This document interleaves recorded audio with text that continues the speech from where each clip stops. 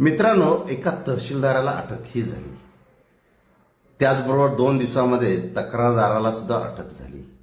लाच देणं आणि घेणं यामध्ये नव्हे, तर त्या तक्रारदाराच्या विरोधामध्ये 217/25 म्हणजे साधारणतः गेल्या वर्षी गुन्हा दाखल होता वाळू चोरीचा.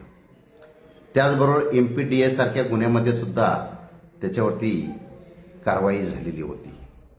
अशी गंभीर बाब असताना सुद्धा पोलीस अधिकाऱ्यांनी त्याला तत्काळ अटक का केली नाही?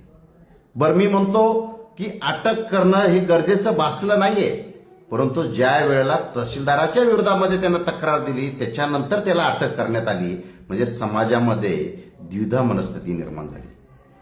त्या अधिकाऱ्याने कर्तव्य पार पाडले का? कॉन्स्टिट्यूशन काय सांगतं? राईट टू इक्वॅलिटी, सगळ्यांना समान अधिकार आहेत.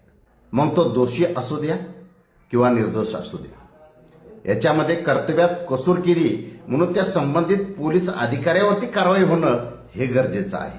यासाठी वरिष्ठ अधिकाऱ्याकडे दाद मागितली पाहिजे आणि वरिष्ठ अधिकाऱ्यांनी त्या अधिकाऱ्यावरती कारवाई केली नाही तर न्यायालयाचे दरवाजे ठोठावले पाहिजेत.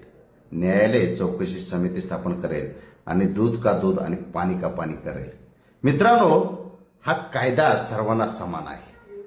कोणीही वरिष्ठ अधिकारी असू द्या किंवा कनिष्ठ अधिकारी असू द्या, सगळ्यांना कायद्याच्या चौकटीत बसवलेला आहे संविधानाने. तुमचं काय मत आहे कमेंट करून सांगा. पाणी कुठं मुरतंय ते कमेंट करून सांगा. जय हिंद, जय संविधान. असे व्हिडिओ पाहण्यासाठी फॉलो करायला विसरू नका.